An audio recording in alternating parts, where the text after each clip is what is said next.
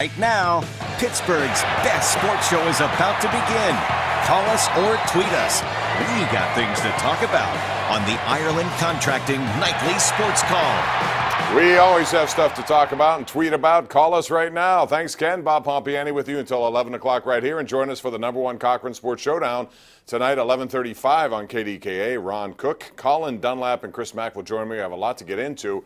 And, of course, we'll start here tonight on the Ireland Contracting Nightly Sports Call, the Bordas and Bordas Hotline. I'd like to get your take on the Penguins and your trade of Derek Brassard. They gave up a lot of future items, specifically. They also have a need for yet another defenseman, in my opinion, after watching last night.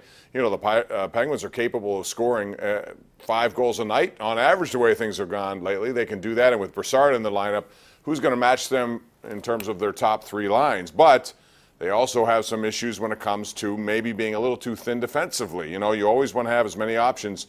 That grind, playoff-wise, is a 2-month grind. Matt Hunwick was on the ice for 4 of the 6 goals allowed last night, and with Ian Cole no longer in the conversation here, and Chad Ruhwedel still not back, you know, they do have some depth issues there. So you wonder what Jim Rutherford would do, and you also wonder if he's going to sacrifice anything, what would it be? As I said, Boston on the move today with Rick Nash. Toronto on the move today with Thomas Plekanec. There's also Max Pacioretty's out there being dangled. Carlson and Bobby Ryan from the Ottawa Senators. There's a lot to talk about, so give us a call right here at 412-575-2600 or on Twitter. You can reach me at KDPomp. We'll also get into the basketball.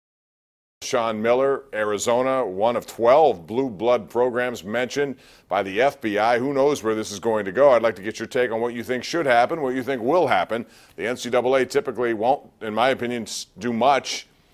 Does it surprise you at all that we're talking about cheating in college sports? I mean, come on, really? The fact that the FBI's got in and it's maybe come to, okay, fine, but at all. You hear things all the time, not a lot of proof. In the case of Sean Miller, though, if his voice is actually on a wiretap, then you got to wonder, Sean, what are you doing? You know, other these, I would doubt that you would have Mag Krzyzewski making deals specifically with agents and his voice. I would doubt that you'd have any of those big coaches. You got to have wingmen out there, don't you? I don't know. It's a mess, but we'll talk about it and what will happen in the NCAA tournament. I found sort of mixed messages in the fact that Sean Miller did not coach last night, but DeAndre Ayton, the man who was allegedly the guy who received $100,000 from Sean Miller, did play. I don't know if that makes much sense. We'll talk about that and also Kevin Stallings' future after yesterday. Boy, that was something. It was the worst half of basketball any team at any level of college played this year. Think about that. 7 points on, I believe it was 1 for 22 shooting. This team has just not shown any life. It's not gotten any better. It makes you wonder about what will happen in the offseason. I was of the belief, and I still believe, that coaches deserve 3 to 4 years just to, especially coming over in a new situation with not much available to them. But given how this has become such an apathetic situation, I wouldn't be surprised at all if a decision has already been made.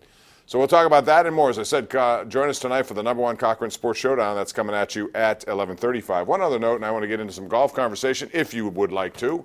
And that is today, Justin Thomas won another event, 7 in his last 31 starts. He wins the Honda Classic at the Bear Trap. And I thought the encouraging thing was Tiger Woods. I still maintain my prediction that Tiger Woods is not going to win another event anywhere, just because I think it's difficult at age 41. I also think the competition level has increased dramatically since he was in his prime, and I think it'll be difficult to do. But there's no question that Tiger Woods not only moves the needle, he is the needle in golf. And they need his presence on the PGA Tour. And you saw that, I think, this weekend and last weekend. He's played back-to-back events, 4 rounds each, no pain, and he was in the hunt. And today, got it as low as -3. Keep in mind the winning score was -8. And he did so hitting the ball on average better than anyone on that circuit this week. He was second in driving distance at 318 yards off the tee. So that's all encouraging if you're a Tiger Woods or a golf fan.